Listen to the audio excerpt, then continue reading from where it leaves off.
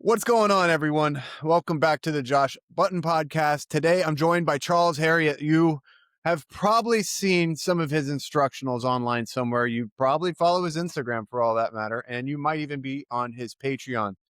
Dude's a legend.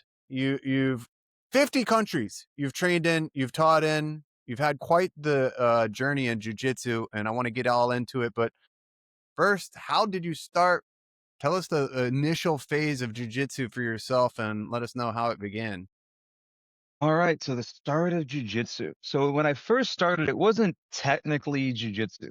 So my first exposure to grappling was back when I was a teenager, and I was at an American Kempo school, which is like a karate style. And one of the things our coach did is you had a junior black belt, and I got my junior black belt, which is like your kid's black belt when I was like 13. And then after that, as he was teaching the adult curriculum of American Kempo, to keep the kids interested so they didn't quit, he teach them a bunch of different stuff. So he would have various people come in and they'd do a seminar on like judo or aikido or kali sticks or all kinds of stuff. And then we would keep practicing whatever we learned from the seminar for the next few months until the next time. And the things that we ended up really liking became part of the regular curriculum for the advanced kids. And then the things that didn't stick just kind of fell by the wayside. So we got two MMA quote unquote seminars by a guy named Trevor Sherman way back 13 or 14. And then that was the entirety of our grappling curriculum. And then later we had a couple of seminars by a judo black belt. So I think, to be fair, unless I don't know if my coach back then was doing any real training outside of those seminars, our school was given probably about 10 hours of grappling instruction by people who knew what they were doing. And then we just grapple each other. And we didn't even call it grappling. We called it ground fighting. And back then, to understand the level that we were at, like the two moves that were king were scarf holds. And it wasn't even really a guillotine. We called it a guillotine, but it was just closed guard and we squeezed each other's ribs and that got taps. Like that was the level of grappling we were at when I was a teenager. And I was the best of all of us who didn't really know anything. So like I was the best grappler or ground fighter, or maybe one of the best. I don't know if there's someone else who's a little better than me. In my head, I was the best at least. Like kind of I was the one-eyed man in the land of the blind. None of us were good, but I was better than all the other people who were worse than me. And then I went off to college, and when I was 17, didn't really do martial arts for a little while, did some breakdancing, and stumbled upon, like, I think I want to say my sophomore or junior year of college, a club of people who did submission grappling. So it was mainly no-gi, and it was a guy named Professor Stephen Levi who had created his own martial art, and he had some wrestling and some judo and some grappling experience. And then I went back to South Florida. Oh yeah, and then I also went to F2 Fight Team, which was a proper MMA club. But even then, in Gainesville, Florida, the highest ranking person in the whole town was like a purple belt. But that was so much ahead of my friends back at the karate school. I came back to the karate school and I was just destroying everybody, even worse than the floor. And they're like, Charles, you're just so good. I'm like, no, you don't understand. I am the worst person at my gym. Like, I'm the worst.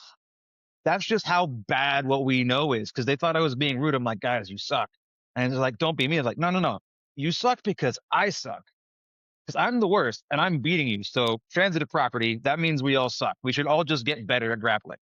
And so fast forward a few years later, I graduate college.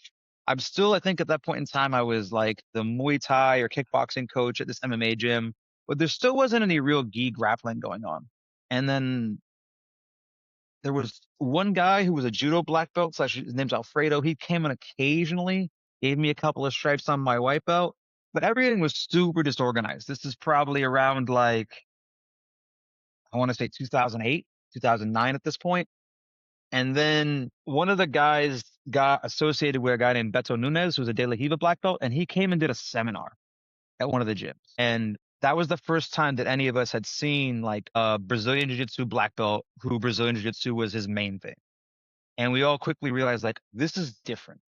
Because previously it was a bunch of MMA guys, and a bunch of, they thought they weren't good at grappling, but there wasn't really class back then.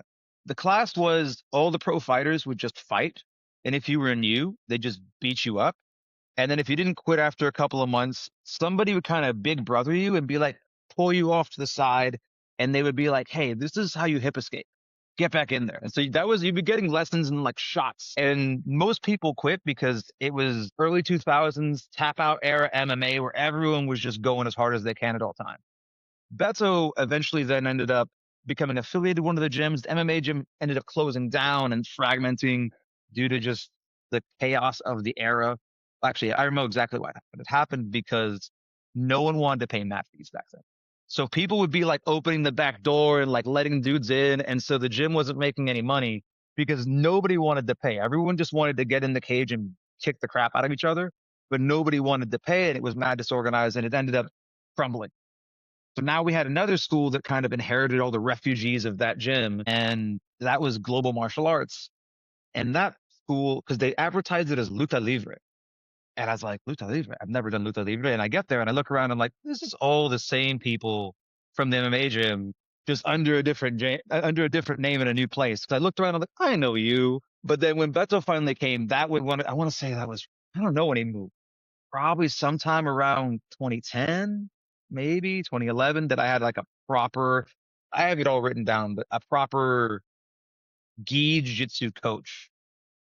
And that really was a big shift. And then from there, I had a day job, worked my way up the corporate ladder at the day job, and jiu-jitsu was my stress relief and my outlet, and did that until around, I want to say 2017 ish. Me and my day job had a breakup. I decided I didn't want any more day job. There's a bunch more stuff I can do if you want me to go into more detail, but that was the beginning of me eventually getting my black belt and then beginning to travel. So we can choose how much detail you want to go in either part of the story, but like if I tell the whole story, that'll be the whole podcast because like it's a Well, pretty convoluted story. what made you decide to start traveling and doing the seminars? Okay. So in the beginning, I kind of always wanted to teach seminars, even way back before the jiu-jitsu. I remember back in 2005, I was a rising sophomore in college. So finished my first year of college and I had a first degree black belt in American Kempo. I was doing study abroad in Spain and I had a very elevated view of my abilities in striking martial arts in Kempo.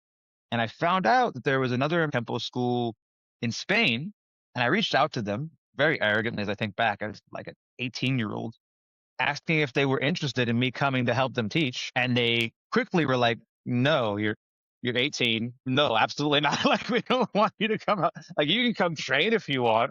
And I realized very quickly that like, because I had been teaching at my local gym since I was 13, I thought that obviously other people would want to learn from me. Like, I think I'm great. And it was that mismatch between how good I actually was and how good I thought I was as a very naive 18-year-old.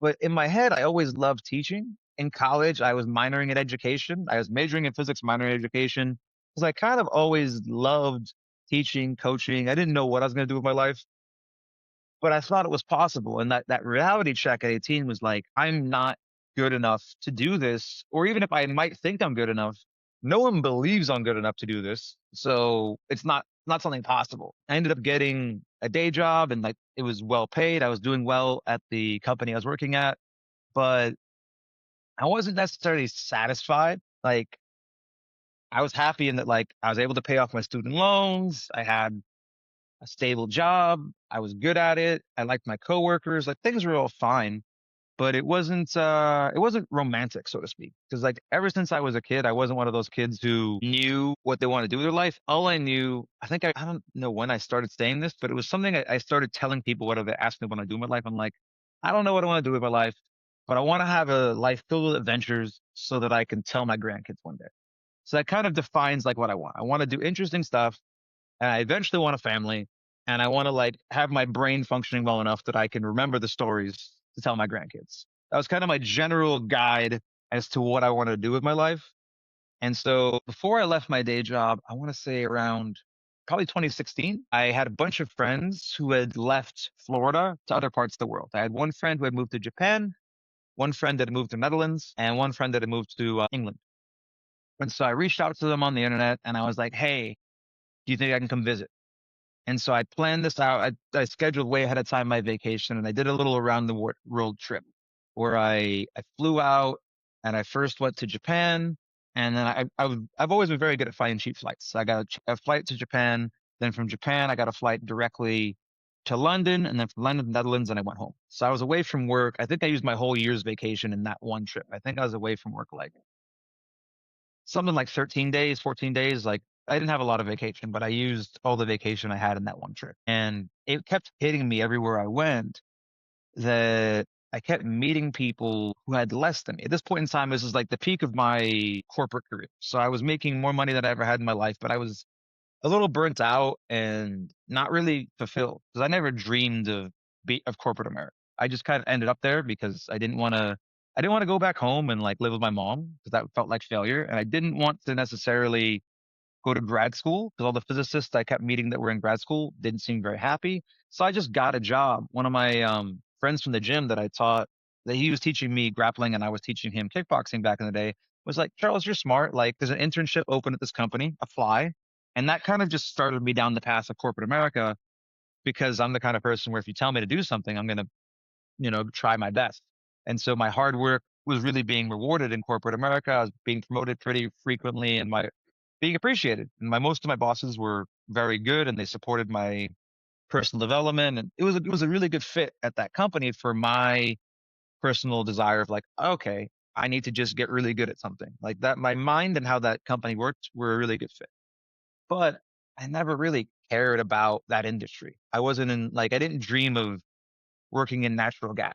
Like that wasn't a dream that I had. Right. And then so it wasn't crazy, like romantic to me. I think that was a big part, like the romance. And then I went to Japan and I'd run into these backpackers at the hostel who had no clue what they were doing with their life, but they seemed so much happier than me. I just kept on, it just kept happening the whole trip. Same thing in London. My buddy, who was the guy who taught me how to break dance, he had moved away from America and was so much happier over in Europe and was figuring it out. And all the adventures that I think most people have in their 20s, I didn't really have because I was very like responsible when I was like I'm gonna bust my butt and teach myself to be a software developer and save money. I was very like I was kind of like an old man in my 20s to an extent. And I think that seeing other people who were less old guy about things, it affected me. So then I ended up going to the float tank. This is when like Joe Rogan was pushing like sensor deprivation tanks a bunch, and I was like, I want to try that. And I came out of the float tank like in kind of a state where almost like a truth serum.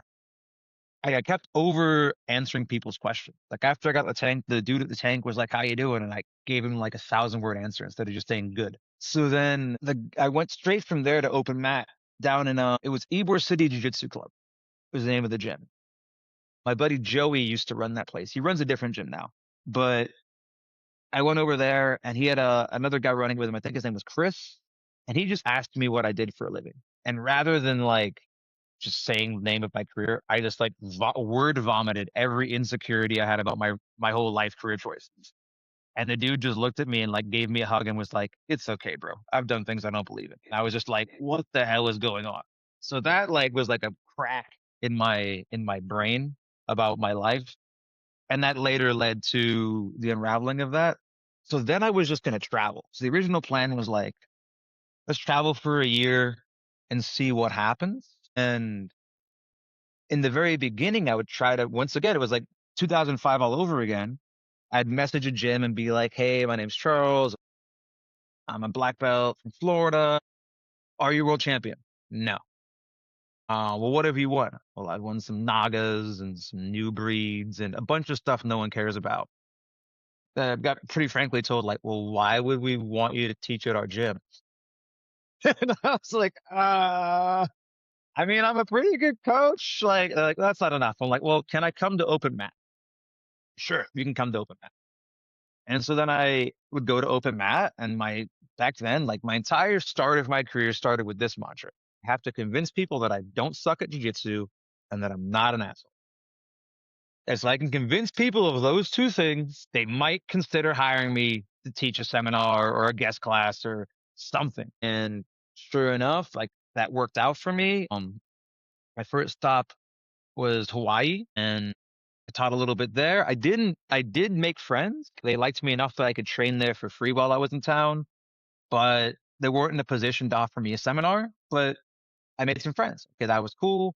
Again, in Japan, same kind of a deal. My buddy that I visited in Japan last time, I had made some friends through him. And so I had a place to stay when I was in Japan, but same kind of a deal. Like I made some friends.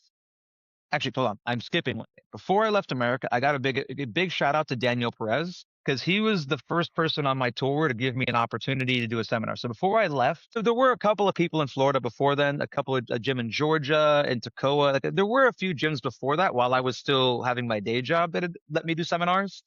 But the first person when I started this idea that I'm going to try to teach jiu-jitsu and travel, Daniel Perez was like, dude, before you go, come do a seminar at my gym. Like, we've always got along. Like, because he knew me from the competition scene. Because back showed up at a new breed a few years before that, and I would just go to tournaments by myself.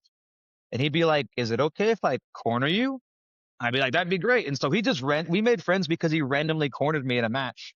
And I don't think I won the tournament, but I did pretty well in the tournament. So he'd seen me in the scene and seen me competing a bunch. I was kind of on my Craig Jones era. I had a lot of silver medals in that time. I would do really well, but then so I've lost to a lot of really good people, that's kind of cool. But I always enjoyed open mat more than competition, but I also knew that competition was how you were supposed to do it, right? The model was you're supposed to go try to be a world champion and then people respect you, then you can teach. But I never really had that, like, it's not even the desire because I was tough. I didn't break out of fear or anything. It's that old adage of like, how bad do you want it? And like young me, back when I used to do kickboxing and stuff, I wanted it really bad. But like by the time this is going on, I'm like 29, 30. Like as I was approaching that era, like I didn't want it. Like I didn't want it badly enough. Like I wanted to go do jujitsu and have fun, but the need for that gold medal, it wasn't like that giant fire to get that gold medal wasn't that hot in me. So even when I'd win tournaments, like their tournament, I did win. Like I have some absolute trophies and stuff where I submitted the whole bracket, and I have had those moments. But if you look at, it kind of reminds me of acquaintance of mine slash buddy Sean Melanson, who's just in the PGF. He talks about it. Like if you look at his face when he wins, he looks bored. He doesn't look happy to win. That was kind of, with the exception of a few victories that like meant something to me. Most of the time, I don't look all that happy. Like it's that weird imposter thing where like when I win, it's like, of course. And when I lose, it's sadness. So like it's never good. Like I never feel good. I never have the sweet victory. Either I won, but I didn't win the way I wanted to, or I lose and I'm like, I can't believe I lost to that guy. Except when like I've been beaten by some people where I'm like, okay, that guy was just better than me. But usually that's my MO in competition. So it wasn't really the best for my mental health. Comparatively speaking, I go to an open mat. I've always felt like that exploration of like, what is this gym's culture? What do I get to learn here? What are they good at? And I've been to gyms where like I tap everybody out. And then I've been to gyms where I might tap out one or two people and then you find the monsters, right? Every gym has one to like five or six just monsters. And then you find out like, okay, this gym is amazing at this piece of like way back before I was good at leg locks, I went over and visited Robbie D'Onofrio's gym back when Spencer Mume and Ian Murray were still with Robbie. And so both Spencer and Ian at this point, Ian's a bit thick now, but like back then, both of those guys were like little dudes. And like I'm a buck 85. I think both of them were under 145. And then Robbie's a big guy. Well, Robbie fluctuates, but he's about my size or bigger. And I've never been leg locked more times than that day that I went to visit that gym over in Brandon. And I was just like, it's just humble pie. Because the regular students I did fine with. But then like those three were just clearly a level above me at that point in time in leg locks. That I was just like I'm missing something. And so I've definitely had those moments. But to me, the beautiful thing about open mat is you get everything. It doesn't matter if you smoke me in 30 seconds, I get to roll again. But if I go to a tournament and I choke, well, now I just drove 5 hours and it's over. And like I've always been the guy who does better in my second bracket. Like especially in my early career, I would lose my first match and then I would win the entirety of my other divisions. So gi was first, I'd crap the bet on that, and then I'd get gold in no gi. Or if it was weight class first, and then I would do great in absolute. Or other way around, absolute was first. Like I've always had that weird thing where I don't do the greatest in the beginning, and then I take a nap or I eat some food, and then I'm magical the next bracket. So that was how I knew Daniel, and he gave me that opportunity. And I've taught over the years at this point, like 3 or 4 seminars at his gym. And so it was like the beginning of that bond. I can keep going because I realize I'm telling like a lot more detail than I Yeah, thought. But no. the big start of the having a reputation to travel was before I started traveling. I put a little post on the BJJ Globetrotters Facebook group because a friend of mine had given me Christian Graugrat's book where it talked about him just wandering the world as a jiu-jitsu brown belt, going and traveling. And my first trip that I did, that little 3-person trip, I was still about brown belt when I went to Japan, England, and Netherlands. And so I was just like, oh, this dude did what I did, but like way better, and wrote a book about it. Shit. Like I felt late. I'm like, I guess someone thought of my idea before me. But I was like, oh, he's built a whole community around this. So I've typed up my little like blurb of, hi, my name's Charles. I'm traveling doing this. Like if anybody wants to welcome me. So I will be eternally thankful to this guy in Taiwan. His name's Dan Reed. He goes by Danimal. Famously, his gym burned down like 5 years ago, but he rebuilt it. But like he was like, hey, I'll let you teach a seminar. And I'm like, awesome.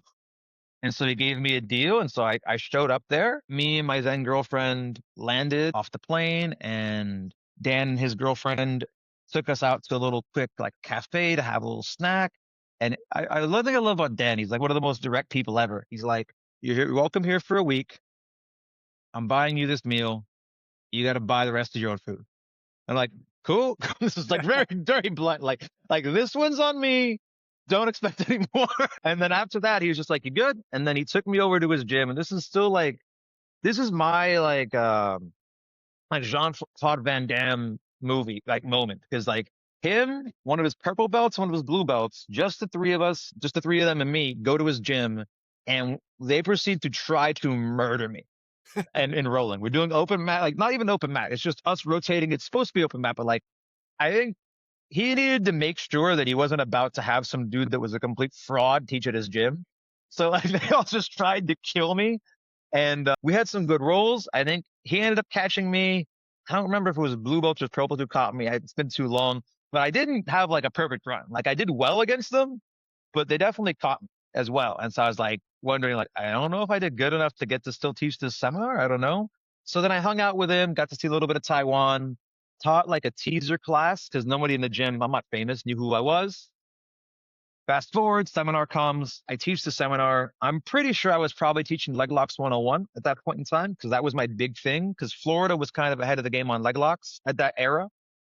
Most of the world wasn't very good at leg locks still at this point in time. I know because when I first was traveling, like Europe was starting to get a little bit of leg locks. Asia definitely was behind on leg locks, at least the places I was going were still very like leg locks are dangerous. So I had this whole class I taught introducing leg locks in a way that would be very subtle and safety focused so that all the fears about leg locks could kind of be dispelled and no one's going to break themselves by accident. And just, it was a nice slow easing into leg locks course that I was refining as I was traveling, and everybody loved it. But he was even like, hey, whatever you do, we're going to teach this free class. Don't teach any leg locks. I know, like if you teach leg locks, they're not going to come to your seminar.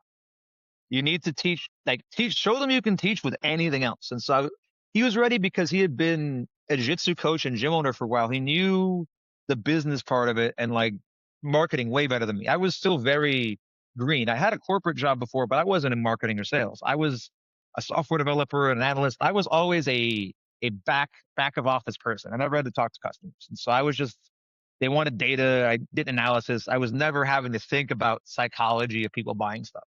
This was my first time doing any of that.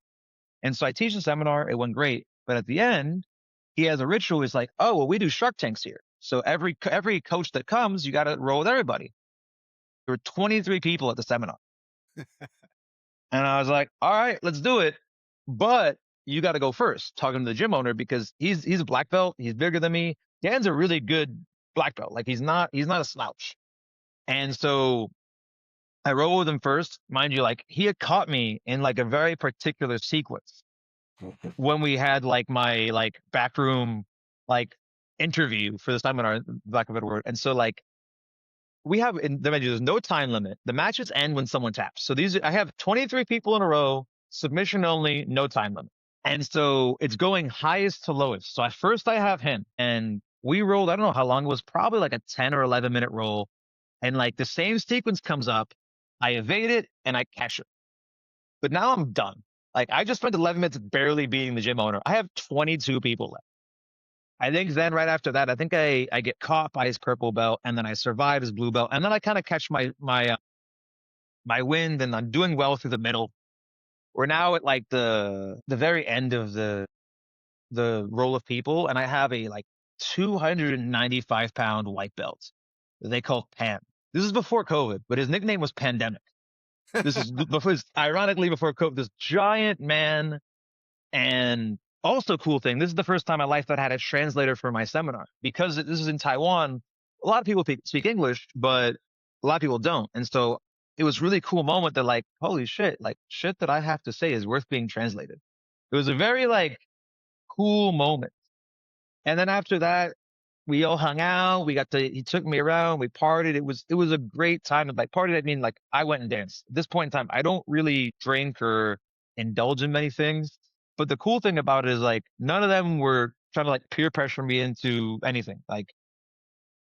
Kaohsiung is a party town, so like people indulge in various things to various degrees. Some people drink, and there's all kinds of things. But the cool thing was like I've always been more of a dancer, so like I was like this is cool, but like no one made me feel any kind of way because I didn't want to party the way they party. I just wanted to go dance, which brings into a cool thing. There ends up being a dance battle at the nightclub because one of the owners of the gym also owned the nightclub downstairs called, I want to say it was Brick City or Brick House. I feel so bad, I'm forgetting. But I ended up entering a breakdance battle in Kaohsiung that night, right after the seminar. And I'm in the finals. The guy I'm in the finals against is a guy from Detroit, an American guy from Detroit who's friends with one of the guys who I taught to break back in college. And so it all goes full circle. That like that's just how it is. And I'm like, so that was the beginning of it. After that, Dan ended up telling Christian Galgard about me a little more. Christian gave me the opportunity and sponsored me as a sponsored traveler, sent me some rash guards and t-shirts and stuff. And that was what led to me getting my opportunity to teach at BJJ Globetrotters 2018 Germany. And that was when, after that, I kind of got a reputation in Europe. And that was the beginning of me being able to travel and do my thing. And then I parlayed that into visiting my buddy over in not Boston, I think it's Bedford, Massachusetts, Bernardo Faria. So a buddy of mine had left Gainesville, Florida, once again, tiny town, to go be a student under Bernardo Faria. And so he was Bernardo's instructor. So he gave me the hookup, be like, hey, Charles, you want to come hang out? Like, I'd love to. And so we all got the gift of being able to be a part of a black belts only. He was a brown belt at the time, but like brown and black belts only open mat.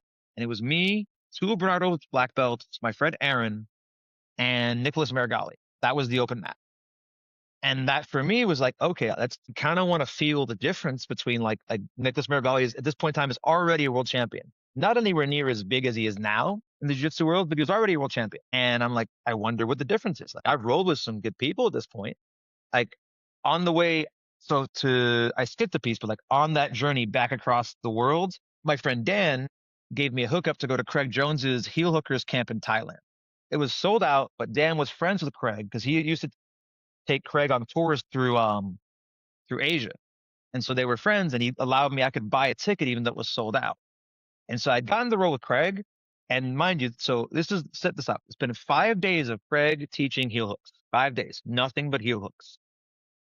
Craig walked up to me and says, Dan said we should roll. I'm like, all right, let's roll. I'm expecting heel hooks because that's a heel hooker camp.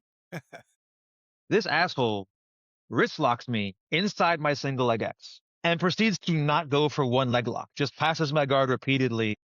And I was just like, I'm like, this is why the t-shirts all say fuck Craig Jones. Like, this is horrible. Like, it's just, this is so embarrassing. And I was like, I thought, because that point in time, I've been rolling with the other guys at the camp and I was doing fine. Like, I was rolling well, was tapping some guys out. I was having close matches. Like, in my head, I'm like, I don't know how good I am at jiu-jitsu compared to the world class, but like, compared to all the other psychopaths that are willing to fly to Thailand for a Craig Jones camp, I'm doing pretty well. But like, it was the worst. And then apparently, my friend Dan had like asked him like, do that bullshit to him that you did to me. And apparently it's this, he calls it the Spider-Man wrist lock. This is the most disrespectful thing I've ever experienced in my life. Like being wrist locked inside your own single leg X has a special place in like mortification. And so I'm saying that to mean because after that experience, I was curious Craig Jones, this is like the 80cc level psychopath Nogi people. This was my first time rolling with like an IBJJF person like that. Rolling with Marigali was really interesting because I realized like there's two versions of that guy. Mind you, this is what year would this be? This is 2018. So I have no idea how good Marigali is now. Probably much better than he was in 2018, right? Guy's gotten better. But at that point in time, the thing that was impressive to me was there's two versions of him. So we were all rotating and rolling. So there were even rounds and odd rounds. No, there was no break rounds. There were an even number of people. Actually, maybe there was a break round, but Nicholas wasn't taking any break rounds. On the first round I had with him, it felt like a normal black belt. Like I couldn't tap him out. He didn't tap me out, but I'm like, I don't get it. Like this guy's supposed to be way better than me. And he felt like a normal, good black belt. I couldn't catch him we were doing it in the gi, by the way. I couldn't catch him in my knee bars and stuff, but he wasn't really messing me up too bad. Strange. But I caught him on an odd round. Next rotation, I catch him on an even round, and he just wrecks me. What I realize is his style is he is able to maintain good technique while being at an absolute sprint, like absolutely going as hard as he possibly can without getting sloppy. But you can't do that every round. Nobody can. Even though like 8 years ago, he was quite young, right? I was younger than I am now, but nobody can sprint every single round of an open mat. So I realized I caught him on his rest round. He was when he was keeping himself alive, minus the physicality, he felt like a normal, very good black belt. So at that point in time, what stuck with me is like, I'm constantly relearning lessons. And so it was a lesson that I learned from, ironically, AJ Souza back in the day. And I learned it from AJ Souza because when I was a brown belt, I visited Wagner's gym back in the day because Wagner had been like, hey, come visit sometime. Because Wagner, this is actually very interesting because you're a Wagner black belt. Like there's a lot of weird old stories. So when I was a purple belt, went to a tournament, put on in Daytona, and the prize for winning the tournament, right? So it's a no-gi advanced bracket. And if you win the no-gi advanced bracket, you get the prize of $1,000 match versus Wagner. $1,000 what? It's $1,000 match versus Wagner. So if you win this bracket, you can now have a match versus Wagner. And if you beat Wagner, then you get $1,000. Which to me, it always cracks me up because I was like, there were no black belts in this bracket. It was all purple belts. And so I was just like, none of us are going to succeed. But I guess the prize is that you get to have a match versus Wagner. I'm pretty sure to this day that like the tournament organizer just owed Wagner $1,000 and needed a way to give it to him. That's kind of that's my thought process as to how this happened. But I still remember it because I lost once again, I was in my silver medal era. I lost to the guy who ended up winning the bracket. I think I don't know if I lost him in the semis or the finals. But the guy who beat me was the guy who had a match versus Wagner. And Wagner just walks through the guy like it was nothing. Right. But afterwards, Wagner was talking to me and he was just like, yeah, giving me kind of like the classic pep talk. Like, you'll do better. Don't give up, blah, blah, blah, blah. But I think he had said that, like, come visit my gym sometime. So fast forward, it's been like probably a year. And I'm like, oh, yeah, I visit. Wagner's not there, but AJ Souza's there. So me and AJ have like an epic hour-long roll with each other. And we're dead even. We can't submit each other. A year later, AJ comes up to Gainesville and we roll. And he beats the crap out of him. And I'm like, okay, what the hell changed? Like we were here. We were even. At least as hard as he was going. He's much more accomplished than I am in competition. So I never know if people are being nice, but he's pretty competitive. I think he was trying to beat my ass. But he came back to Gainesville and he smoked me. And I was like, what is he? He's just like, Charles, you have to actually try. I'm like, what do you mean? He's like, you're trying. At that point in time, I was trying so hard, arte suave, be smooth, no physicality, which will work if you're better than the other guy. But if the guy's just as good as you and he's using his strength, speed, and power, and you're not, you just lose. The hard part is that if you're using all that strength, speed, and power, most of us get sloppy. And so I immediately thought about that situation with AJ. So I was just like, it's the same thing with Marigali. Like he's able to use all that physicality without getting sloppy. And to me, it's always the hard part, right? Because like you need the power, speed, and strength. But if it makes you sloppy, someone's going to take advantage of that. But I've always loved lazy jiu-jitsu because for me, like that's like my vision of like the sage martial artist who can like casually beat people without even trying. And especially as an experienced black belt, like you can get away with that with people where the skill gap between you and them is big enough. And not even the general skill gap, the skill gap in the particular sequence you're having, right? Whether it be a leg lock skill gap, guillotine skill gap, guard passing, inversions. There's so many pieces of jiu-jitsu that if I know enough more than you about this area, it can look like magic. But once we get even in skill, if you're willing to try and get tired, and I'm not, you're going to beat me. So that was what I learned there. Fast forward through that. Did you Go deduce ahead. did you deduce that this was the difference between super active competitors and hobbyist or experimental or martial artists in general? I don't know if I made it just that because I think that there were also high level competitors who weren't doing that. I think it was the difference between the people on top. Mhm, Because right, if you get to the top, because if you get to the very top, because there's plenty of high level competitors who are destroying their local region, mhm, but then they go to worlds and look stupid. So I remember I would always watch ADCC every 2 years. And I'd have, all the way back from watching the wars between Pablo and Marcelo and the wars between Janji and even like Jeff Glover. And I was always interested that they all had different styles. So I enjoyed people like Jeff Glover because I always liked weird jujitsu. Like Jeff Glover's style was always so weird, but Jeff Glover never won the whole thing, right? Or even like one of the famous matches was I enjoyed Toquinho. I like leg lockers, even though Toquinho, as we all know, is a little nuts. But the way that Galvao beat Toquinho wasn't with jiu-jitsu. It was all tactics. He was so good at understanding the rules so well that it didn't matter that, like, if Toquinho and him were to have, I think, a no time limit sub only match, I think Toquinho eventually submits Galvao. But Galvao was so good at the rule set that he understood that, like, I'm going to keep on moving around. I'm going to complain. The referee's going to help me. Like, it's all of the things that for someone like me who's a purist is like, that's not what I'm here for. But at the very highest level, those inches are what decide victory until someone emerges where the skill set differs, which is why, right? Like, same thing when I watched the next ADCC, Andre Galvao versus Claudio Calasans. Like, Claudio Calasans is amazing. But Galvao's tactical ability just made Calasans look silly. And like they were mad at each other after that match because they were teammates and Galvao made him look silly by understanding the rules better. I think that it's all about that level that you're at. Where like if we're close, right? If it's a close race in skill and it's a close race where the match is taking place, because you could be way better than me at a certain area of the match. But if I never let the match go to that area, it doesn't matter. It doesn't matter that you're better than me in this area, right? Which is why for like the super fight for the Galvao reign was painfully boring to watch. It was hand fighting and it was a masterclass in how to play the rules that no one really wanted to watch, right?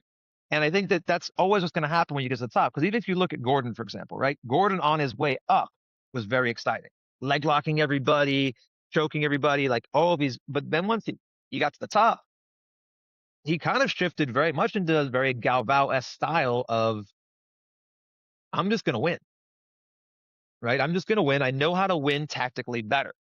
And I think that was a big part that affected me in like deciding what do I actually want.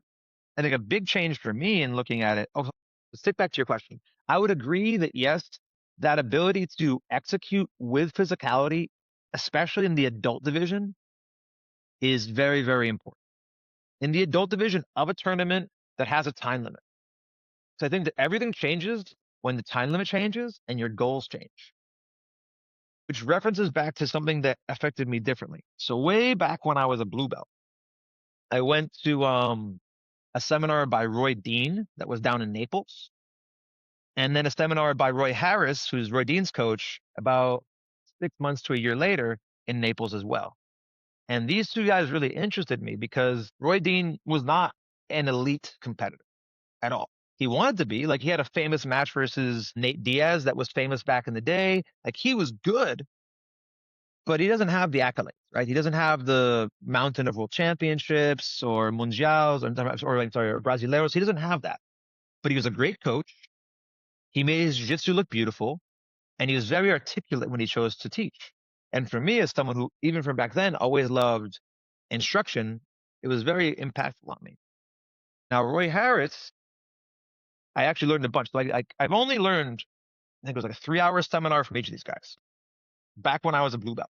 But I still remember it and it still affects my jujitsu. Like 3 hours from Roy Dean, 3 hours from Roy Harris. and it's still a part of how I conduct myself in martial arts. And ironically, I guess I probably could have like sought them out and like, but I didn't. That's all it is, but it's still affecting me now, coming up on 15 plus years later, it's still a part of me. And this is something that Roy Harris had said.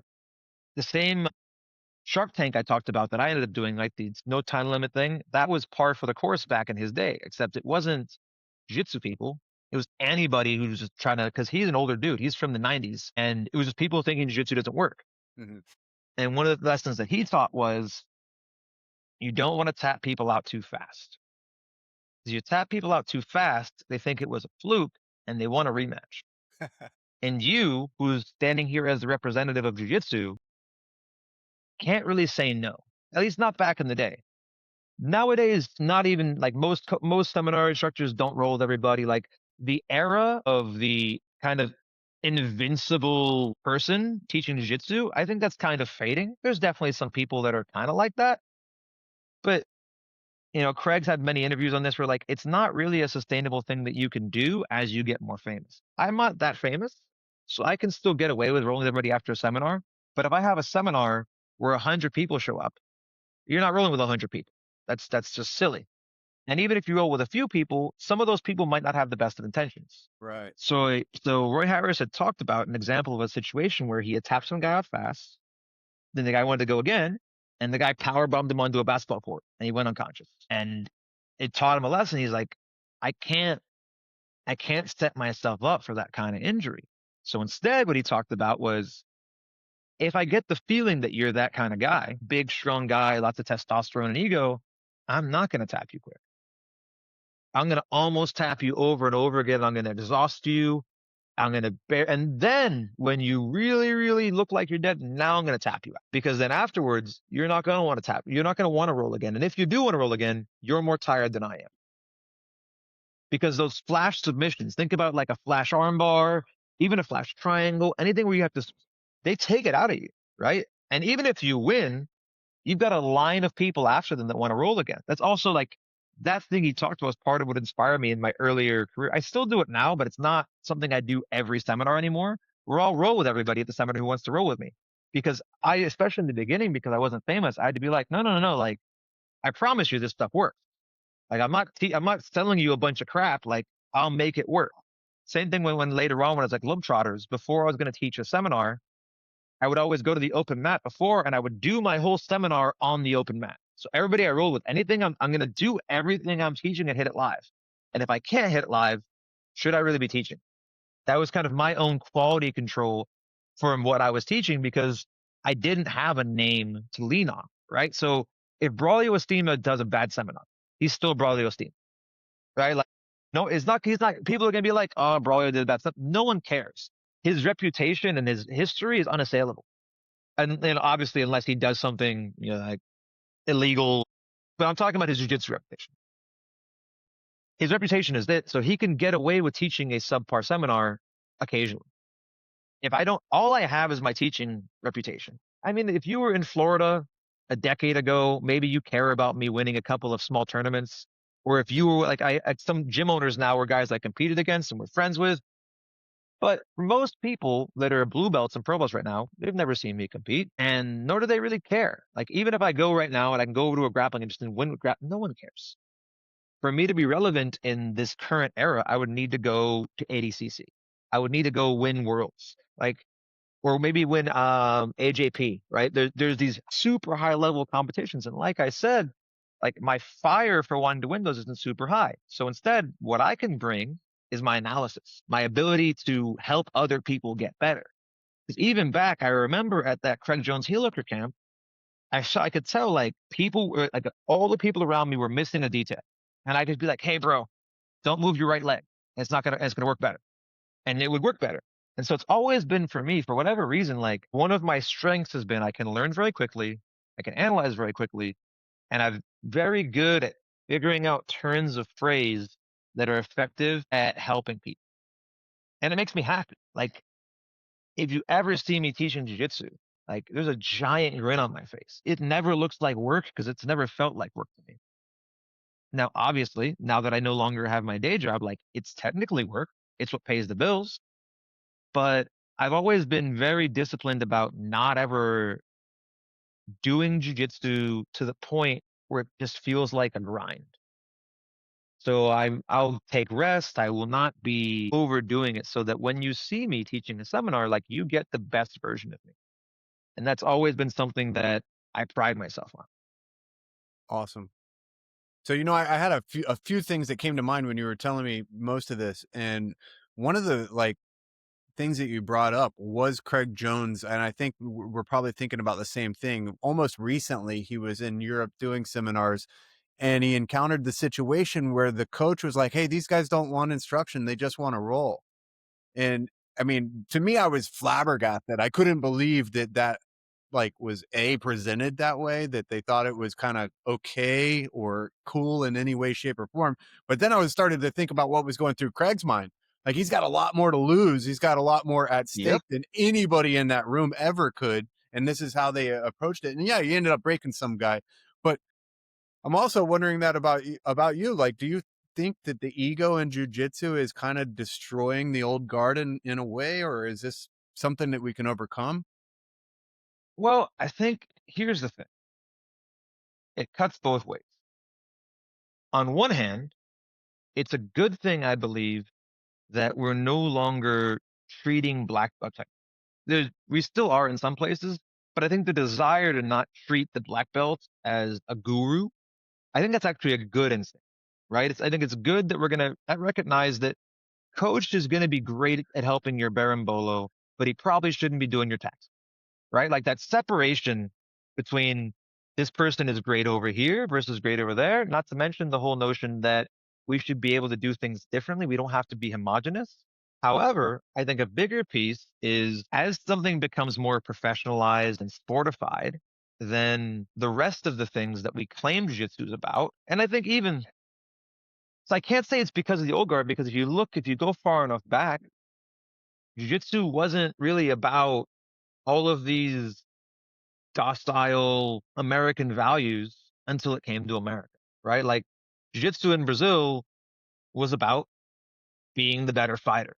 Obviously, there was a loyalty element to it and these things, but at the end of the day, it wasn't that we need you to be puppy dogs, right? And perfectly respectful at all times.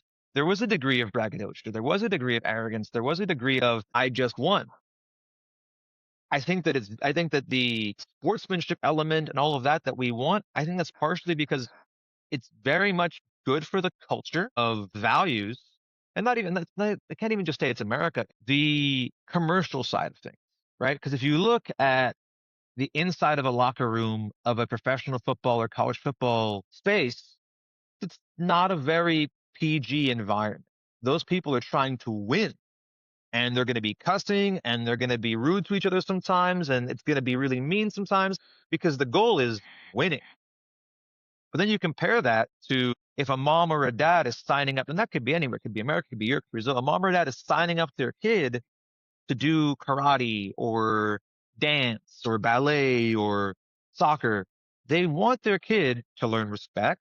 They want their kid to stop, cussing them out. Yes, sir. No, sir. They want all of the values. And I think that jiu-jitsu came to America and they were like, hey, hey, hey, if we add the values, if we wear the gi, if we add all the regalia of tradition and respect, this is going to be really good for us being able to make a living. Because at the end of the day, if you look at it, like jujitsu is a way for people to make a living. It's also the martial art. It's also the sport, but it's a way for people to make a living. And most of the people that are going to sign up for the kids program, their parents aren't necessarily looking for them to be the next world champion. They just wanted to have some structure. And that's kind of the weird thing right now because there needs to be a way for us to have values without having to have deities, right? I do believe that you shouldn't be showing up and being so disrespectful to a random guy or Craig Jones or anybody who's coming to teach a seminar. There shouldn't be the expectation that this guy needs to be Superman. But I think it's because in jujitsu and I think in martial arts in general, we still have this weird thing where we believe that coach must be able to beat us up. Hmm. If you're in basketball and your coach is 50, no high school basketball player believes that if their 50-year-old coach can't beat them in one-on-one, that they don't want to learn from it. Same thing with baseball, same thing with boxing. We're very unique in jiu-jitsu, where if a 22-year-old who's 250 can beat their 55-year-old coach who's a buck 15, somehow they're like, I think I need a new coach.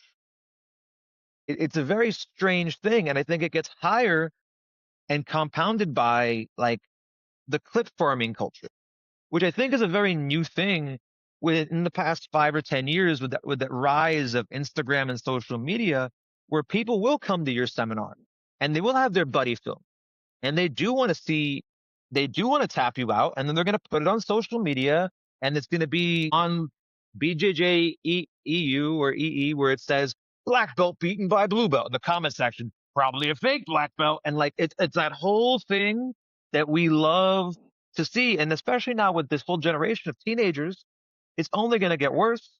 You're going to see lots more 16 and 17-year-olds wrecking 30 something black belts, 40 something black belts, because in some cases, they've been training just as long as you. And they've got a younger, healthier body with no injuries. And so a big thing I think that we can bring to it is something, like I said, that I felt like I couldn't say no for my reputation is that's me, the seminar instructor who has no other reputation. But I think for regular people, I think one of the biggest signs of a healthy gym is that you can say no to a role, Right. right? If I'm a purple belt who weighs a buck 25 and I got a day job, and there's a giant spazzy 200-pound 21-year-old white belt who wants to roll with me, I should be able to say no. I got work in the morning. Absolutely not. Like I should be able to. And at some gyms, people don't feel comfortable, or even honestly, even worse, sometimes it's a 125-pound white belt being asked to roll by the 200-pound white belt who's got no control. And they don't feel like they can say no. I think a sign of a healthy gym is you can say no to a roll. A sign of a healthier gym is that there's a comfort in being like, this is why I don't want to roll with you. Mm-hmm. I don't want to roll with you because I watched you roll with the past 4 people and they all have black eyes. I don't want you to knee me in the face like you've kneed everybody else in the face. So I'm not going to roll with you. Now, that being said, I personally love those guys. The spazzier, the better. Because I believe that the spazzy, strong white belt is my chance at practicing self-defense. Mm-hmm. Because that's the closest thing to what it's going to be like to roll with an untrained person is a panicking, muscular, freaking out beginner. And my jujitsu, if it's complete, should have a way of handling that style of person. So I think as you get towards black belt, if you care about self-defense, which brings me to another point that like, I don't think jujitsu is one thing anymore. I think jujitsu is at this point close to half a dozen things, from IBJJF gi jujitsu, ADCC no-gi, to, hobbyist, I want to be in shape, to hobbyist, I want self-defense, to police combatives, I want to help law enforcement, to, whatever else. I think that there's all these different reasons people join a jiu-jitsu gym. And if you join jiu-jitsu gym because you just want to do some cool moves, maybe you want to be able to do a flying armbar on someone unresisting for like a stunt for an Instagram video, and you're just here for fun, I think that's okay. I think that's okay. If that's your path, maybe as a gym owner, I decide, well, I can't give you anything more than a blue belt. Because if you're going to get the purple belt, I think that you need to be able to use jiu-jitsu in a combative way. That's my prerogative as a gym owner. It's also your prerogative as a student to be like, okay, well, your expectations for my growth don't match why I'm in jiu-jitsu. I can go up the street to another gym that is just here for the sake of jiu-jitsu for fun. And I'll end up getting my purple belt at that gym. I think that every gym owner has a different standard, and I think that's okay. Just like everybody knows, if you have a black belt from John Danaher, it means something different than having a black belt from a random strip mall jiu-jitsu gym in the middle of Iowa, right? Like those two things don't carry the same weight. And I think it's okay. Just like with me, I haven't promoted very many people because I don't have a home gym. I've promoted exactly one black belt. I've promoted exactly one brown belt, a couple of purple belts, and a couple of blue belts. Because most of the time, if someone comes to me for a promotion, I'm like, you should probably find someone who lives closer to you. Like, I'll teach you jujitsu, but I'm not physically available to evaluate you or see you and see your growth. So I mean, I could, but you're most likely going to be better served to just find a coach nearby and have them promote you. And okay, if you do want to do it with me, all right, it's probably going to take longer because how often, like I'm traveling a bunch, how often am I really going to be there to come promote you? And I'm not just going to show up and give you a promotion just because you've been a blue belt for 4 years. If you don't meet my standards, you don't meet my standards. And I don't mean it to be mean. I would love for you to have met them. I would love to help you. But truthfully, this is why I said that you should probably choose somebody who can see you and give you that feedback. And everyone's different, right? Like some people do testing. Some people think testing is bad. Some heavily competition focused gyms, right? Like famous example, right? Like Pixley. Pixley was a purple belt. At ADC, am I not a black belt if Pixley beats me? I don't know. Marigali's a real black belt. Pixley beat him. Like the whole belt beating belt thing, things get really confusing. Mm. But I think I lost the topic. To go back to your thought about people being disrespectful, No, I think it's all about the culture of the coach and the class. I still roll with most people, but especially where Craig was, like, it's true. There are some people who just come to seminars to cause problems, especially because, and he probably got more of it because the seminar was free. When the seminar costs money, most people aren't going to pay money to be an asshole. Once the seminar is free, well, it costs me nothing to be an asshole now. Which isn't to say that there aren't some people who will pay 50 euro, 100 bucks, whatever it is, to be an asshole. Those guys exist too, but there's less of them. So I've been through what Craig went through just at a much lower level. At the end of the day, you can clip me. No one cares. Like, no, like I'm just not famous. And so like that's part of one of the things. Like I'd love to be more famous. So like obviously have more seminars and do that. But the fact that I'm not famous, it does reduce the amount of BS I have to deal with because I'm not quite at that level where if there's a video of somebody tapping me out that they can like make a career off of.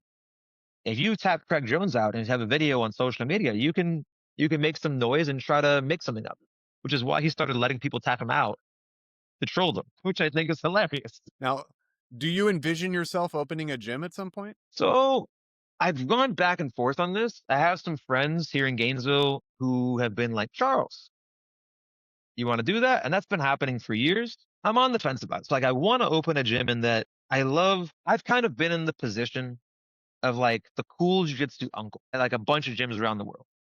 Where like I'm friends with jiu-jitsu dad. I come by, I show you how to set up some fireworks or something, and then I leave. And then you either get in trouble or whatever for whatever I showed you. Like I'll get a call from my friend, like, who taught the white belts this? Like, that's so weird. How did that happen? Like I have really enjoyed that place of being able to have an impact and see people like once a year, once every 2 years. That's been fun.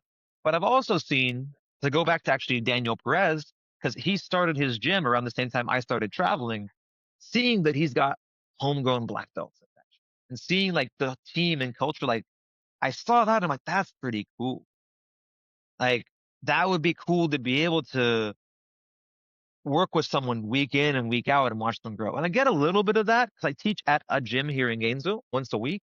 And I have a couple of friends that come to my class, and I've been able to have some really nice success stories. Like I had a friend of mine where he was a blue belt and he wasn't a bad blue belt, but he still had that nervous energy. And so like copper belts didn't want to roll with him because he'd accidentally elbow people in the face or knee them in the face. And so everyone was like, oh, you got to roll with this guy. But you talk to him, it's like he's not a bad guy because we all know there's guys like that. And you talk to him like, oh, this guy's a prick. That's why he's hitting people in the face. He's not a very like, okay, it lines up. But he was the biggest sweetheart. And it's like, how come this nicest guy ever keeps hurting people?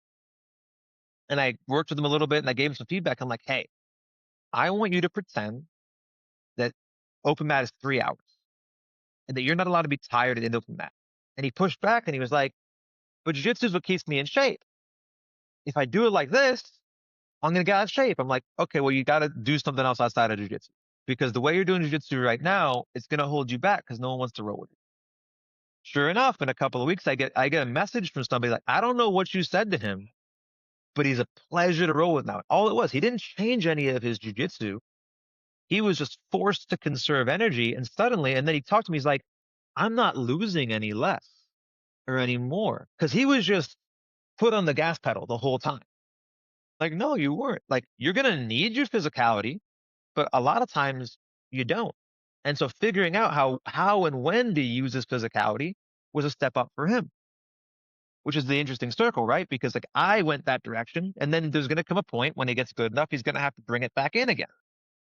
But I was really proud of that because just with that, I didn't teach him a technique.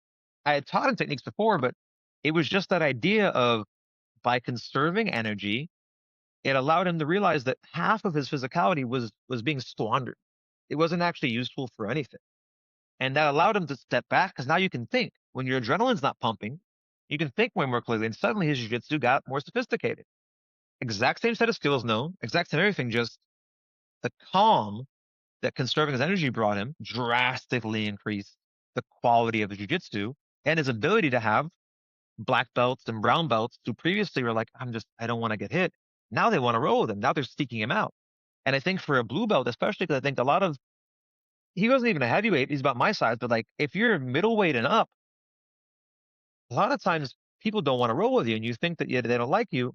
For all you know, you're just trying too hard every single round, which isn't to say that there isn't a time for it, right? Like I've tried my best to be a jiu-jitsu chameleon. If I go to the world's most gentle gym, I can be gentle. If I walk into like last year, I went to the competition class over in New York at JT Torres' gym. Competition class at that gym is not gentle. It is a highly physical, effectively, like it's almost like being at a tournament. Well, I got to roll differently out there than I do here. But I think the better you get, you need to be able to have a volume knob, not an on-off switch. If all you have is an on-off switch, either you're killing everybody or you're just letting them beat you. There needs to be a way to turn it down. And so I feel comfortable in almost any training environment as long as I don't get the sense that people are trying to cripple, right? To me, there's a difference. If you want to tap me out a dozen times because you want to show you're better than me, that's fine.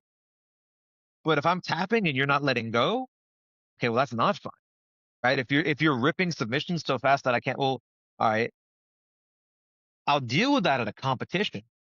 But if we're doing that in practice, that's just not sustainable. And to my detriment in the past, when I was younger and more stubborn, I would lean into that because I would still have that martial arts view as like, well, if I get into a street fight, they're going to be trying to hurt me. I need to be able to handle a human who is trying to hurt me. And so I'm okay with it if the skill gap is high enough, right? I'm a black belt. I've been doing this a long time. If you're a purple belt or a blue belt who's not like world class, then you trying to injure me, I can probably use my skill difference to take care of you. But if you're a fellow black belt who's highly skilled and you're trying to hurt me and you're bigger than me, this is going to get kind of dangerous for my health and safety. I might do it once just to prove to myself that I'm not afraid. But after that, it becomes a liability for my long-term health and safety if I keep putting myself in the situation. You can only roll the dice so many times. So When did that I think change? that those are the big things. Go ahead. When did that change for you and why? Was it something in particular, a certain situation? Getting married. It's just getting married. Like before I was married, like if someone cripples me, like no one else has to deal with my shit.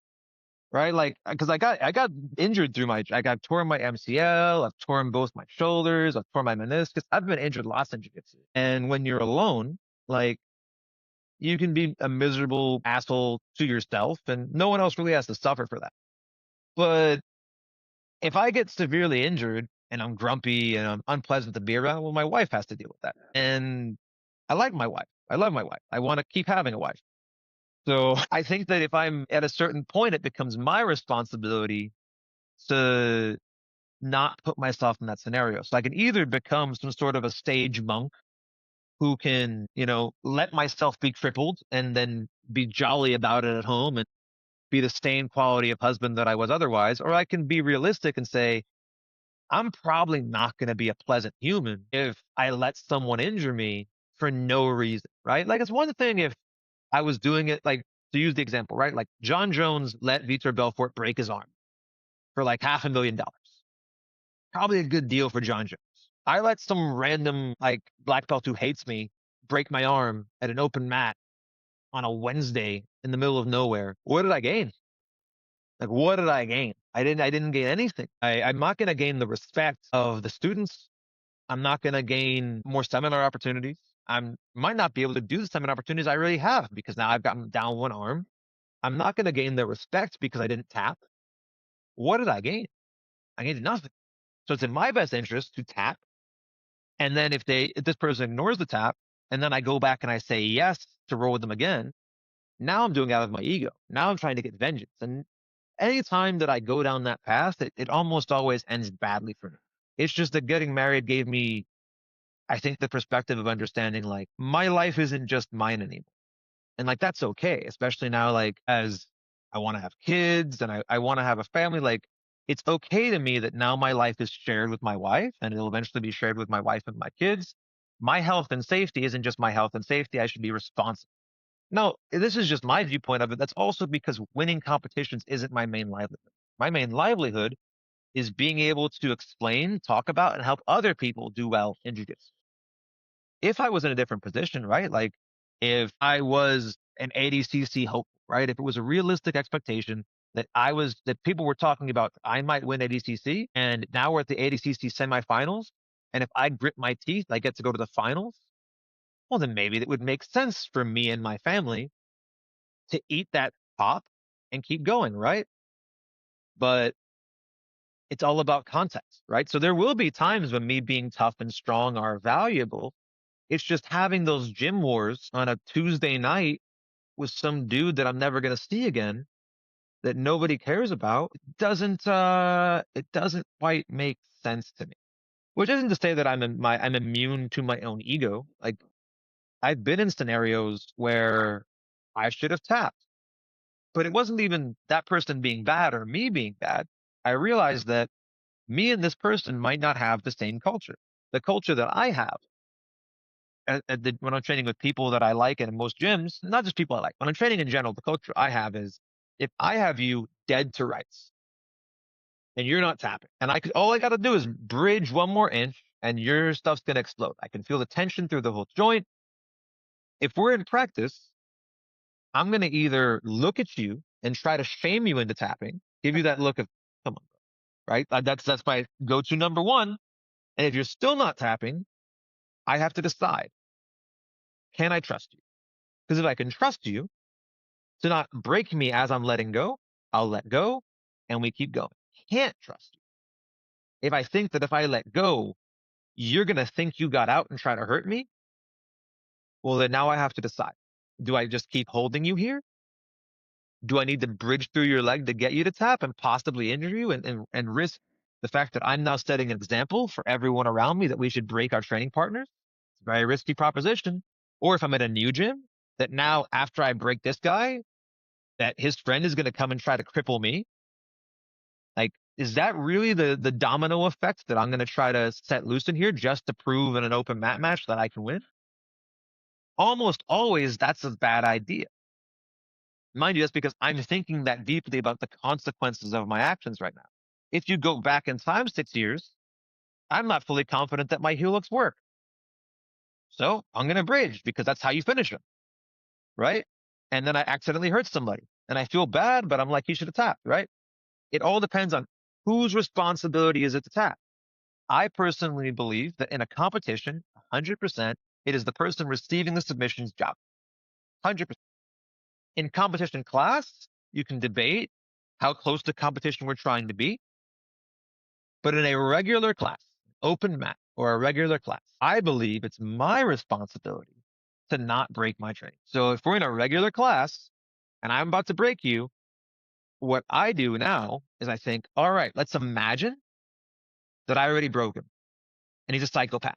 He didn't tap. What would I do? What transition do I have to gain an advantageous position? And that's what I'm doing.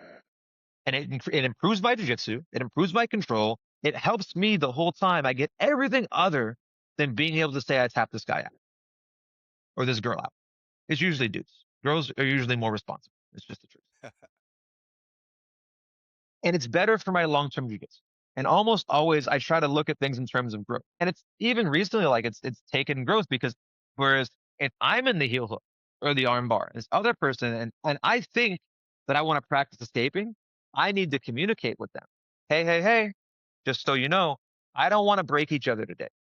If you got me dead to rights, tell me. Just say, hey, I got you. And I'll stop. And I'll be like, all right, don't let go. I'm going to tap. I have an idea. I want to see if this escape works to see if I can get out. To me, this is where I get better at jiu-jitsu, but I can only do this with people I trust. If there's no trust there and you have me dead to rights in a heel hook knee bar, even an arm bar, Americana, like anything where I'm vulnerable, I want to actually learn the late stage escapes. Late stage escapes are great. But if you're just going to go plop, well, guess what?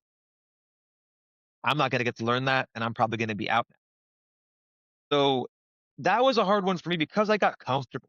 Because I'd been home for a little while, I got comfortable training with people who aren't willing to hurt me.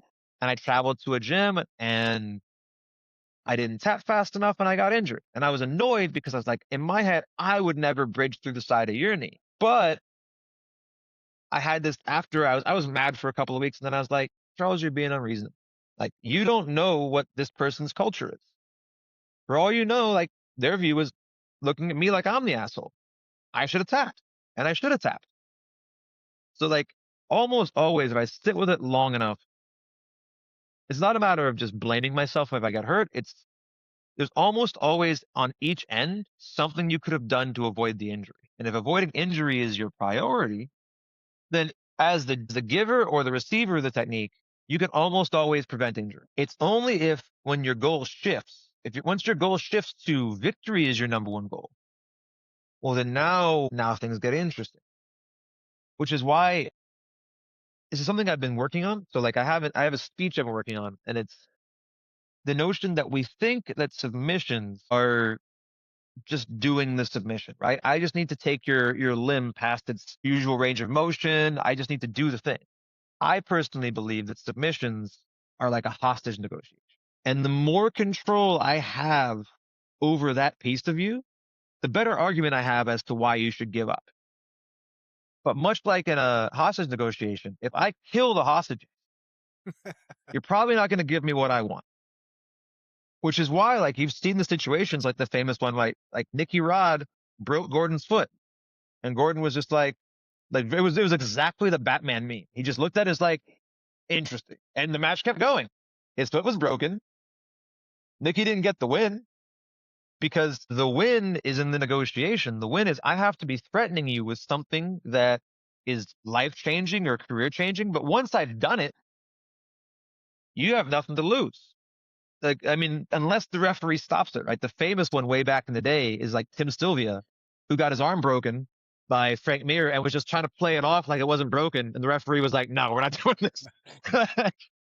But that's just how tough some people are. Some people are just that tough. So just snapping someone's stuff isn't always going to take you there. And there's a reason why, as much as I love leg locks, I love arm locks, the old adage that the choke is king is there for a reason. You choke someone unconscious, they don't get a choice. You don't have to negotiate a good arterial choke or strangulation if you're being, proper with your language. You don't have to negotiate that. Everything else we do besides something that makes people black out, it's a negotiation. And to me, the more control I have of you, the better position I am to negotiate with, especially if I want just to win without the break. That being said, we're in the age where Woj locks and Aoki locks and all these like gray area leg locks are getting more popular again. Much less room for negotiation. It's much more, you're going to tap because you saw what I did to the last guy.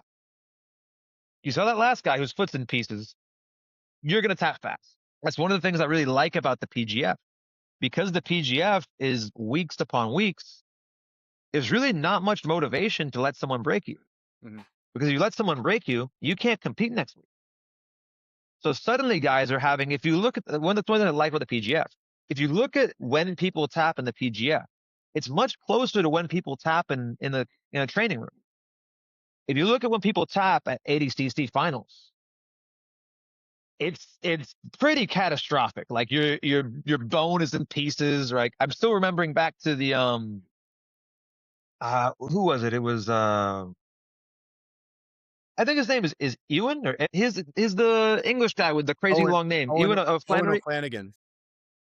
I'm sorry, he's a great grappler, but like he got caught by Bodoni, and then he had Wagner for the third place match versus Bodoni. He kind of ate it, But then his foot was already in pieces. So Wagner just had to touch the thing and it was over, right? Because that's the nature. But at ADCC, it's worth it to do those things because where I place, being an ADCC medalist, like that means something, right? Like just getting to ADCC and losing the first round, you're an ADCC veteran now. Like that's good.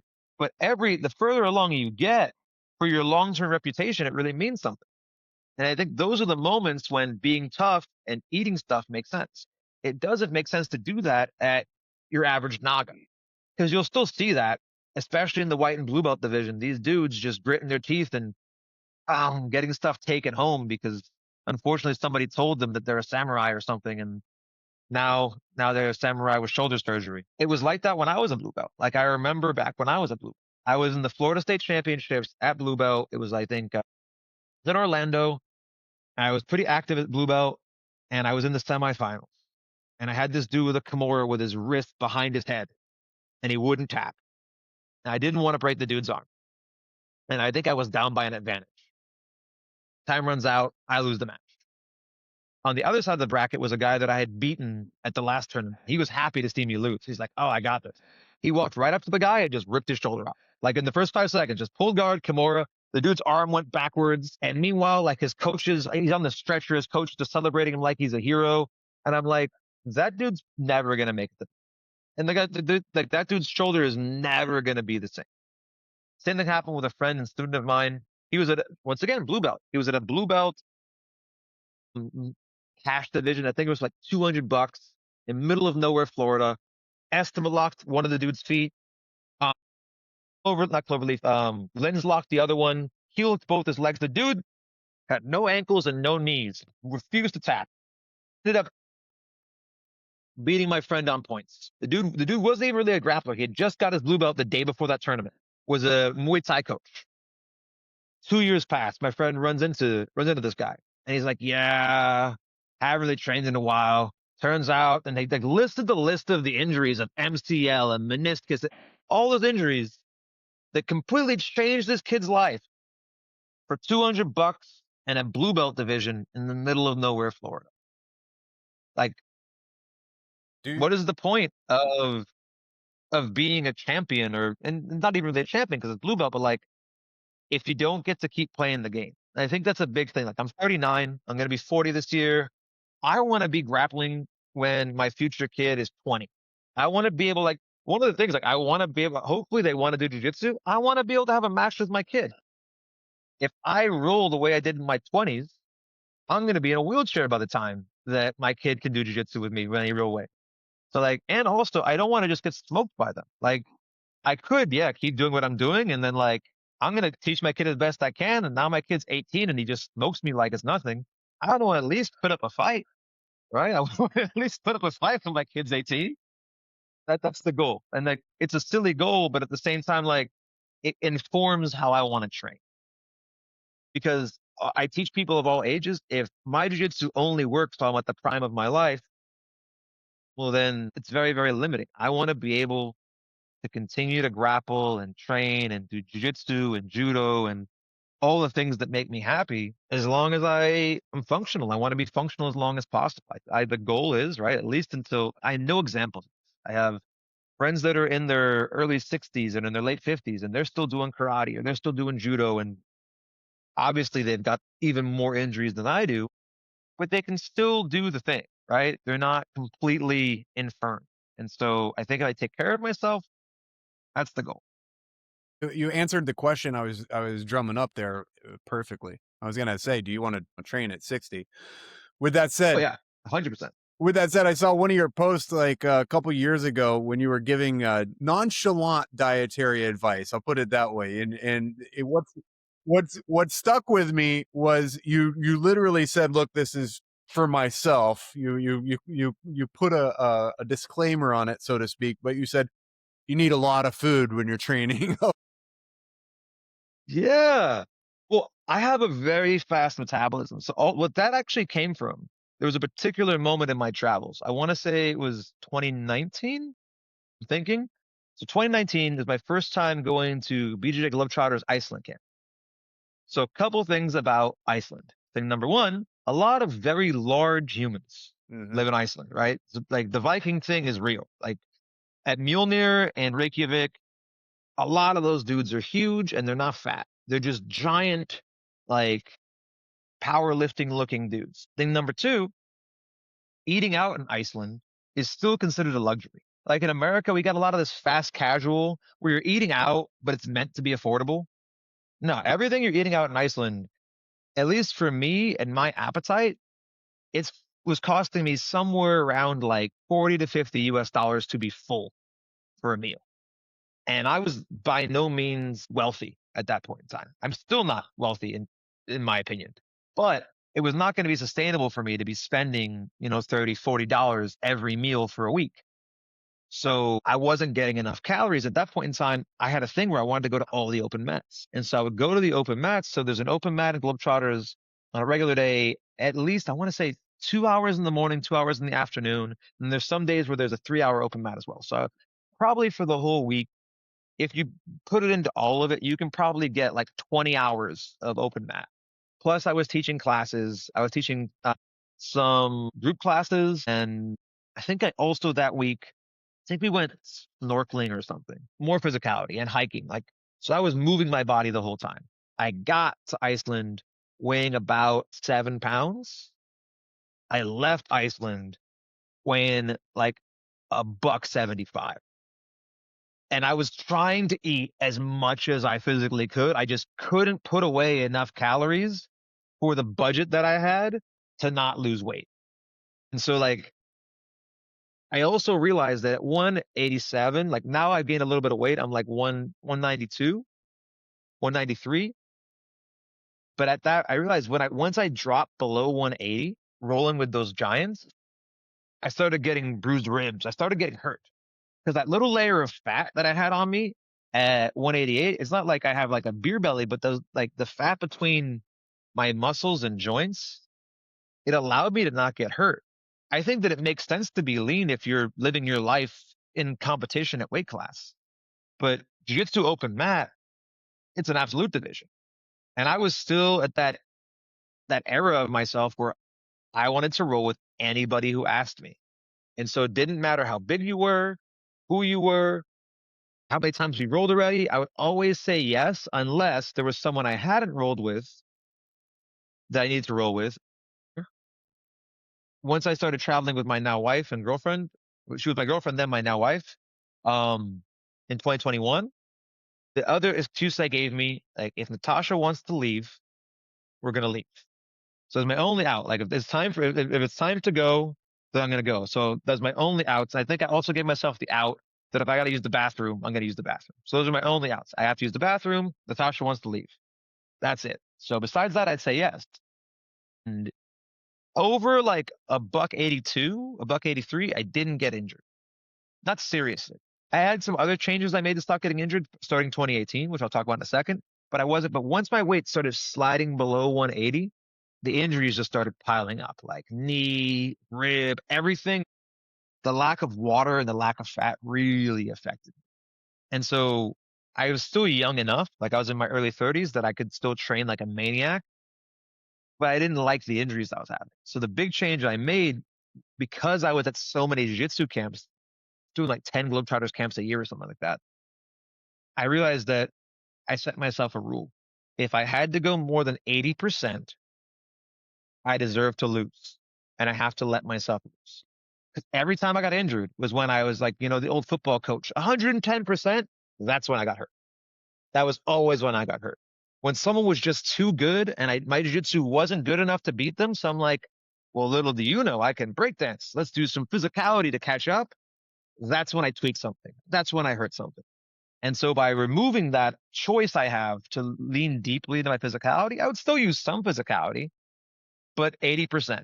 And now what the hell is 80%? It's different for everybody. But for me, whatever limiter that my 80% gave me in my head, my injury rate plummeted.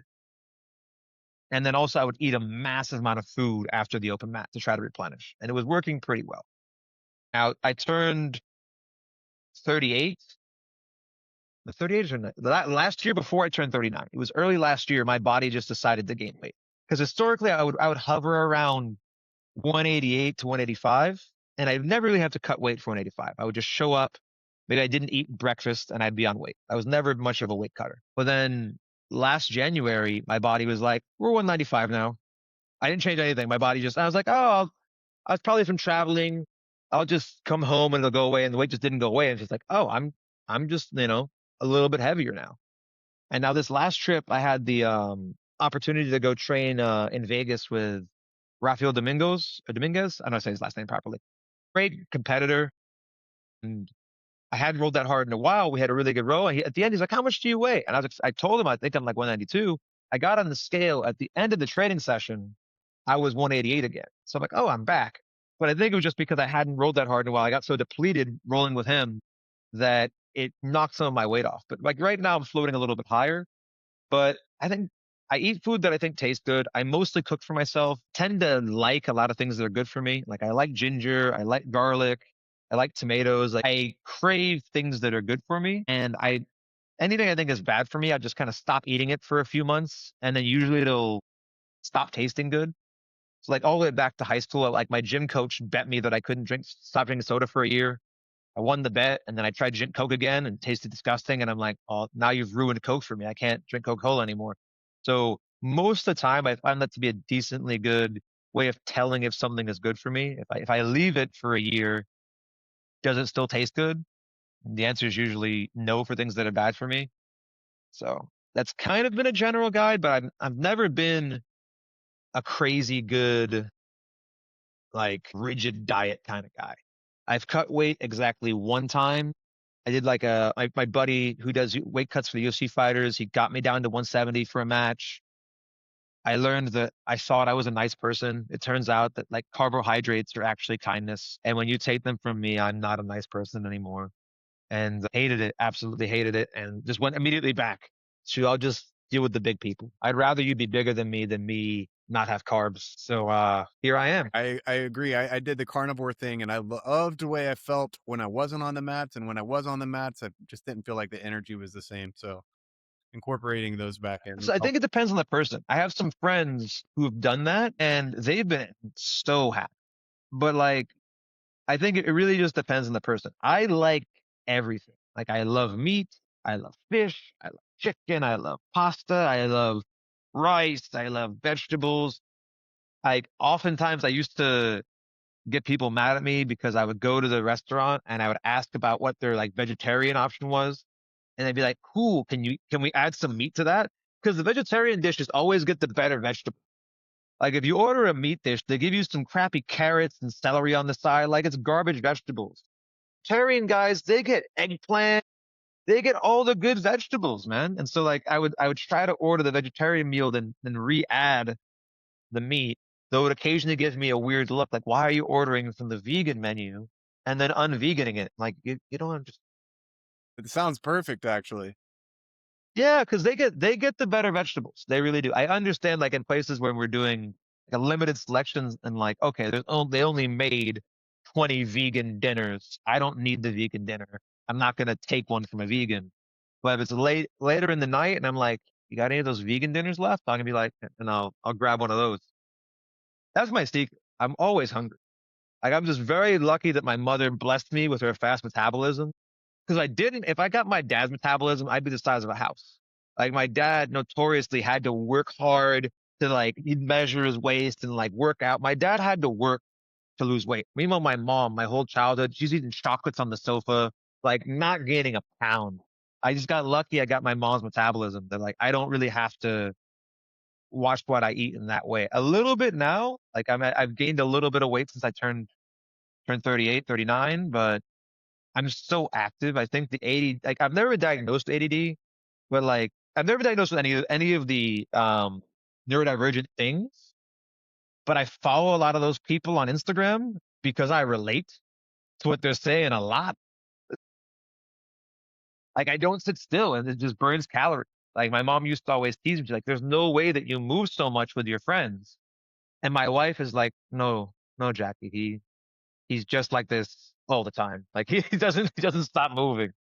And I think that just my fidgeting alone, I think keeps me from gaining too much weight. Well, brother, what's bringing you down to South Florida besides obviously you told me you're going to go to Juan's Open Mat, which I'm going to come and try and see you there. Yeah, well, a couple of things. A I have a friend, he owns remember I told you I used to do American Kempo? Hmm. Well, my friend, and he used back when I taught American Kempo, he was one of my students way back in the day. He has long surpassed. I want to say like a 6th degree black belt in American Kempo at this point. I'm still a lowly 1st-degree black belt in American Kempo. I have a deal with him that I teach the grappling program. So every month or two, I drive to South Florida and I teach his kids class on Friday nights. I teach his kids classes and then one adult class for him. I do this once every month or every 2 months. And I did that way back when I graduated college. I know myself. I'm very much an out of sight, out of mind guy.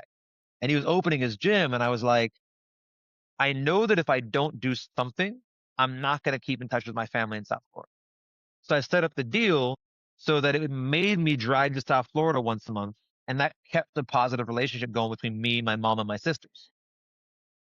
And so that was the whole idea, is that I needed that excuse. And then it turns out that he was my first student in jiu-jitsu and he's very stubborn. So he will not let me promote him unless I believe that he could compete with someone who does jiu-jitsu full time. He does Kempo full time. So at this point, he's a purple belt under me, but I always talk and say like his jiu-jitsu understanding is that of a brown belt or a black belt.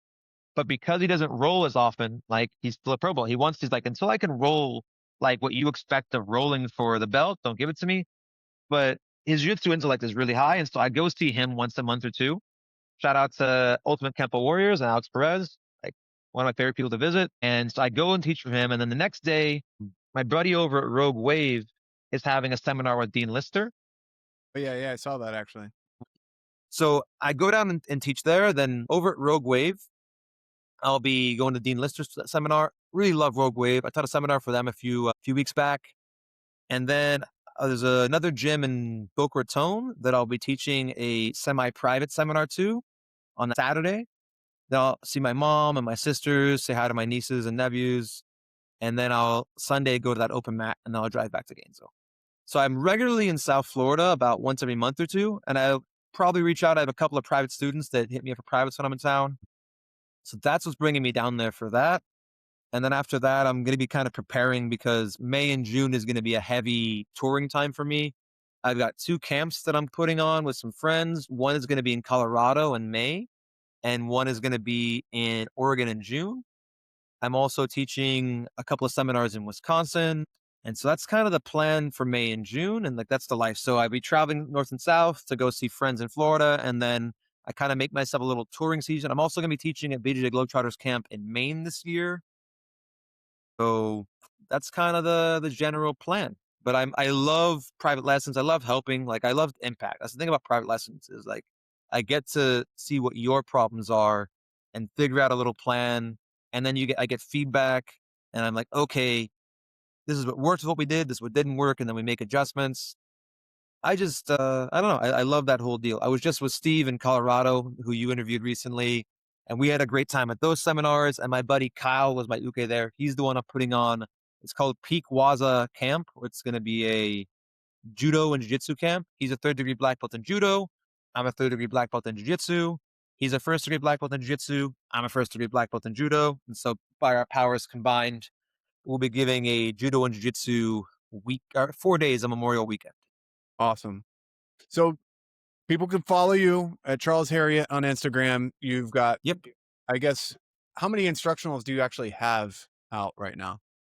I have 5 on BJJ Fanatics, 4 that are solo with me, and 1 that is a collab with Chris Paynes. And then I also have the Patreon, where it's a collection of custom videos that people have requested, and a few of my seminars that are on there. And at the $25 tier, you just give me a request, and you have access to all the videos, and I'll also make a video for you each month. And then at the top tier, you get a video from me each month. Plus, you get a Zoom private lesson, or if you're in South Florida, I'm around, you get an in-person private lesson if it makes sense for my schedule. And that's those deals. And then peakwaza.com, peakwaza.com is the direct website for the judo camp. And then unfortunately, I don't have the Oregon seminar URL exactly here, but I can give it to you. You can put it in the show notes for people to access. Yeah, perfect. And then obviously BJJ Globetrotters is well known. You can look at them if you want to look at that camp. Yeah, love Globetrotters. Awesome, brother. Thank you so much for joining me. I kept you over the time that you agreed to, but I'm sure we could actually keep this going for Dude, another I hour. love chatting. It's all good. But I'd love to see you this weekend. That should be fun. And thank you so much for having me on. Yeah, I don't know. Barring, random out of season hurricane, I should be there. Awesome, Charles. Thank you so much for joining me, man. It was a No, it was a pleasure. time. Really fun talking to you, Josh. Pleasure to meet you as well, brother. All right, you guys have a good day.